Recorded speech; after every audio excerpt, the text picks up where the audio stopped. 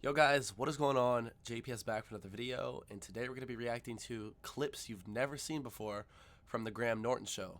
So hit the like button, hit subscribe, consider joining the Patreon. First, link in description for full reactions to British shows and movies. And speaking of Graham Norton, I have a bit of a connection there to Patreon, Father Ted, and Graham Norton. You guys know Graham Norton was in a few Father Ted episodes, and we just finished Father Ted today.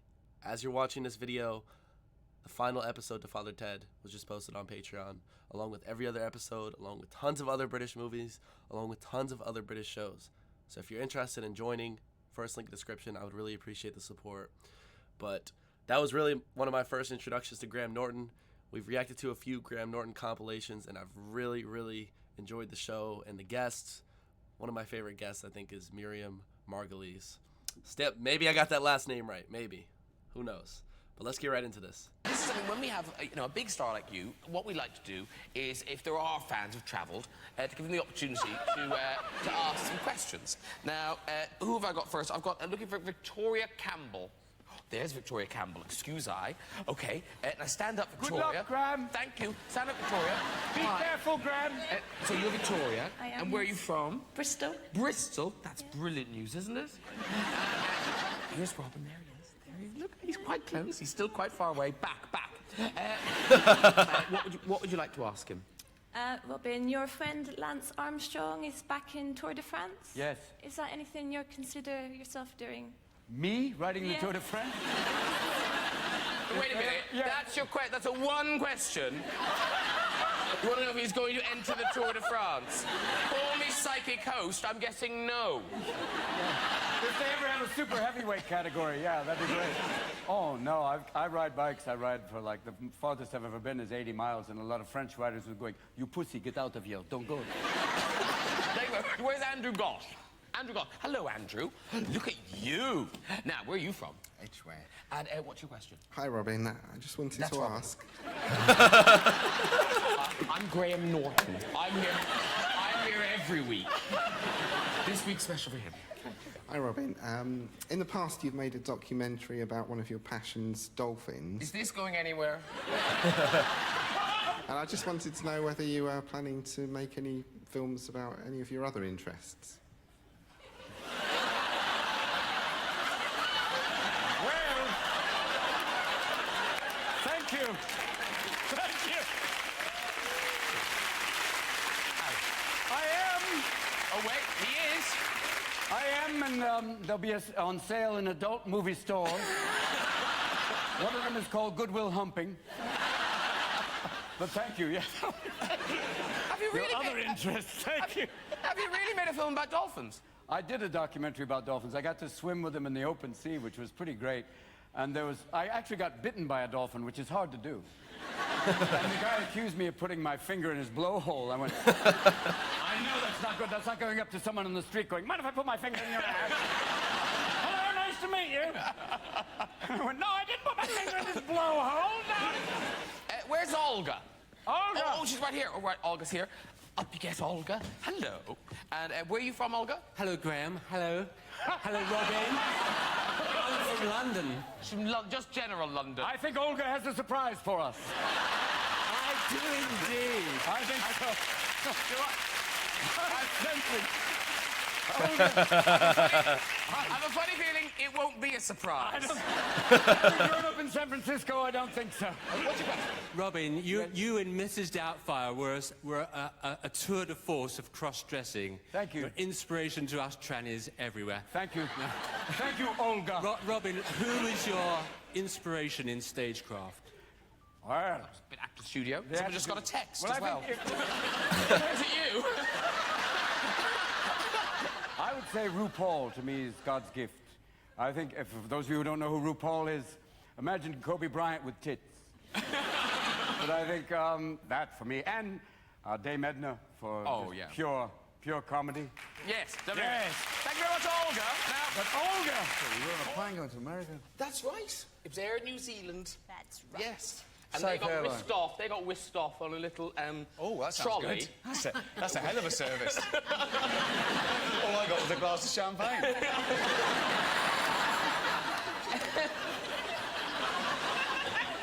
Can we say whisked on BBC One? I think you can. Sure. Because you can't say whisked off. Oh, that, yeah. You can say pissed off, though, can't you? Yes. Oh, it's all going dear, I downhill. know. Yes, yes. Minutes in. Good night. Now, did you drive yourself here tonight? No. No, I've got my driving license. No one still won't driving me. Would you get in the car with them? If it's a... Well, the last time you did, you come home in a black Mariah, didn't you? No, it depends. But now my husband is officially allowed to drive. Yes, I would get in a car with him. I know, yeah. Well done. It only took 61 years. But, I mean, in terms of teaching you, No, well, before I was too pissed to drive. Okay, fair enough. When I would go for my test, and they'd see me and I'd go, no, Mr. Osborne, come back another day. I'm not even getting in the car with you. Walking around the test centre with a bottle of ice cream in my pocket didn't go anywhere. Did you learn in a manual or an automatic? I can drive anything when I've had a few drinks. Oh, my God. That's terrible, bro.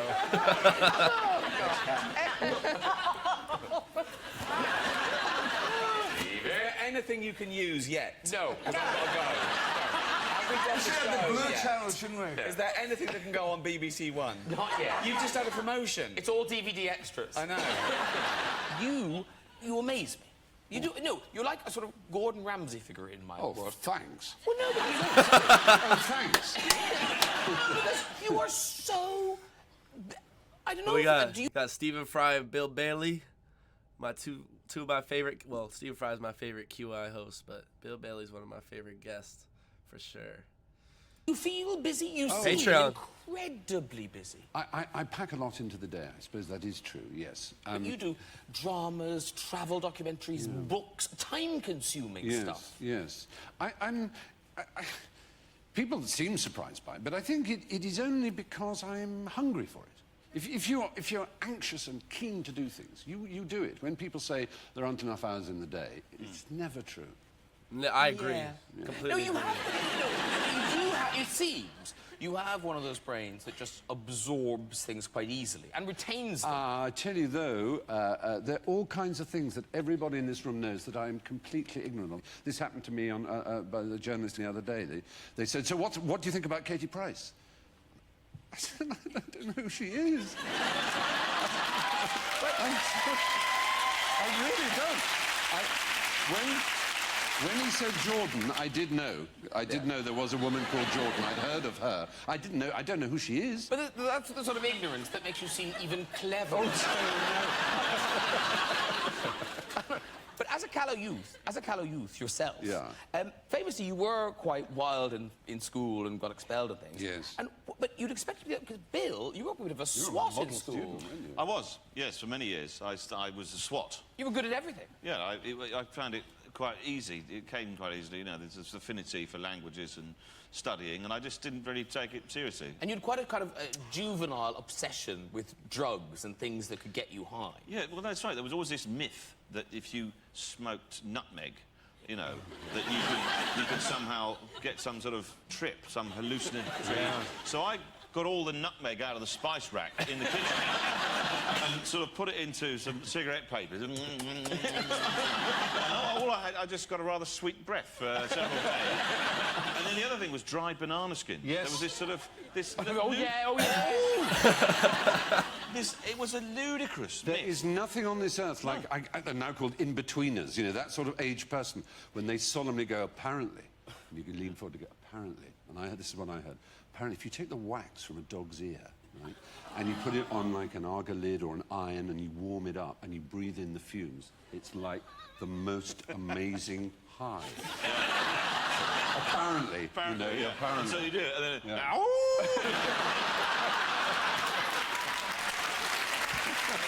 50 Cent here, is this true? Worth maybe more now. $270 million.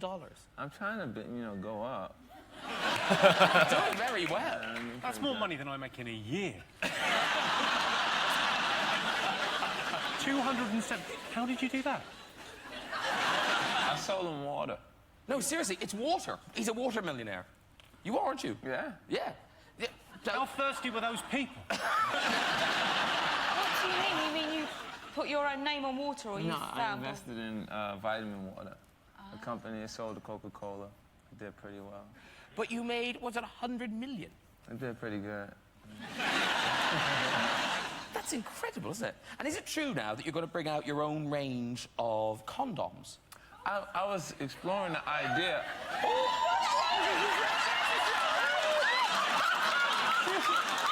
They missed that. That was the greatest moment of this show. And they missed it. She said, look, I was exploring the concept and idea of developing a new, fresher, safe sex program. You know, like Fresher condoms. The wrap it up concept is getting a little old, and I think it's ineffective. So I've got an idea for the condoms. Oh, yes. Magic You know, stick you can get condoms. condoms that are. I'll give you this. You can get condoms that are ribbed for her pleasure. Yeah. So what I do, turn them inside out, please myself. That might be the most Jimmy Carr thing I've ever heard. Like that, just the way he said it too, the way he kind of. Now, I have to say, Doctor Who fans... Yes. Obviously, they'll be going to be very torn this week, because obviously they love you, so they'll want to watch the show because you're on it. Mm-hmm. But I'm hosting it, and they hate me. I destroyed the episode of Doctor Who. Not my fault. Was it a big cliffhanger? It was a big cliffhanger, and then just... Oh, I didn't see it, but just as he was about to... Was he killing someone or going to be killed? He was holding a gun and giving the monologue to end the episode. And then a little animated trailer, because I do a show that comes on after Doctor Who, Right. a little animated trailer of me going... came dancing across the screen with, up next, over the rainbow. And they've had, I think, nearly 6,000 complaints now. They don't like me. Yeah. Can I just apologise? It was nothing to do... I mean, it's not... It wasn't your fault. It wasn't my fault. No, it was a mistake. Yeah. But you know, I think... We don't mind. Do it again. Yeah, wouldn't it be funny if next week they do exactly the same thing? I'll do it live. Come out of the TARDIS. Oh. When you began, you didn't tell your parents you were doing comedy. No, I did not tell my parents I was doing comedy for like a few months. And they came in, they thought I was selling drugs. And they bust the door open one night. We know what you're out there doing at no money. Flipped over the mattress and all this stuff. And I was like, I'm telling jokes. He said, why didn't you just say so? Now, you've seen a lot of your childhood in Everybody Hates Chris, in the sitcom. Because your relationship with your mother, I mean, she's a force to be reckoned with. Yes, and that the mother's pretty accurate.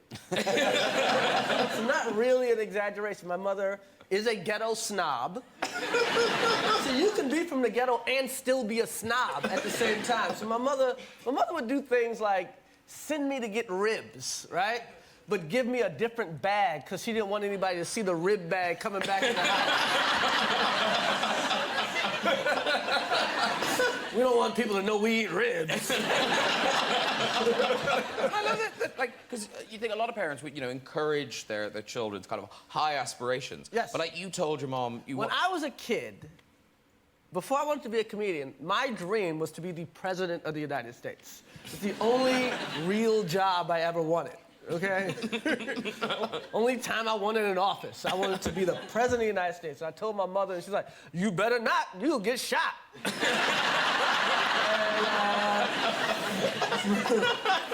From then on, I never tried to be good in school at all. I can't be president, what's the point? Evidently, Obama's mother did not say that. She had a different message. Age sucks, and you gotta face it. But it's interesting because America is really so youth obsessed. I mean, how? Oh. And in the film, you show, kind of that it is hard for a woman of your age to get the jobs. It's beyond difficult. The only jobs really left now for women, unless they get friendly with people to do films, but the only jobs left are really commercials. I just thank God I made my yearly nut this year on a product called Girly, which is for dry vagina, and it's is it here yet? Well, anyone knows the heartbreak of dry vagina.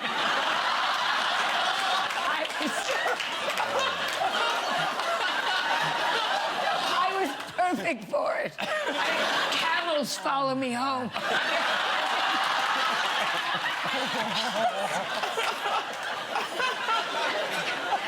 Three Jewish men are trying to rent my uterus instead of going to Miami.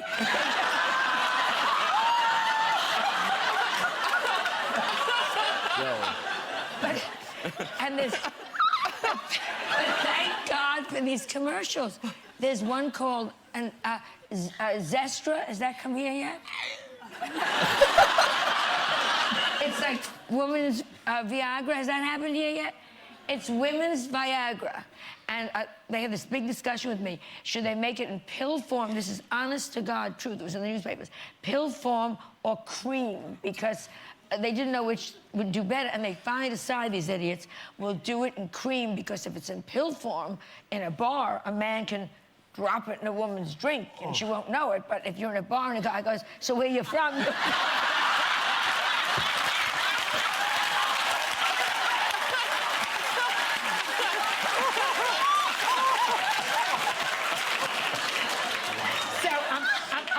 I'm up for that commercial, too. Tom, how did you end up in The Fresh Prince of Bel-Air? Mr. Smith. Mr. Smith. I honestly did not know where she was going with that, but that was hilarious. This has been a really good video so far, and there's a bunch of these parts. Just tell me in the comments if y'all want to see more. I would definitely want to do more of these. Graham Norton's hilarious. They asked me to go on there. Yeah. But fair enough. Before that, they were sort of talking about me because Carlton, the character in the, was a Tom Jones fan. You know? And Will used to make fun of that. You know. I mean, did you, Will? No.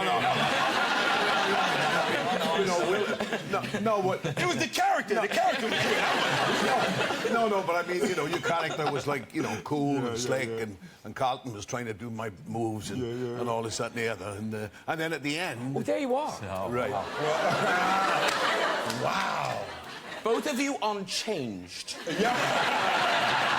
So anyway, at the end of the show, the last episode of the series, and so Carlton's looking through Will's records, and he has a record of mine there. So that was it. That was the payoff. Yeah.